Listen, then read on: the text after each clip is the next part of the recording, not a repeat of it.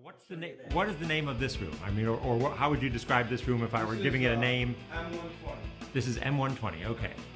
So, yeah, Steve, you don't need to be in the shot. Yeah. This group that is trying to promote science literacy in Rochester and then beyond.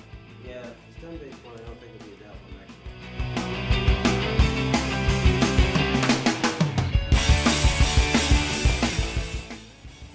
Not only do we have all this space here, we have a nice big wall there, but actually I like the wall with these on the back and then a door with another space with a lot of storage. I don't know how much storage we're going to need.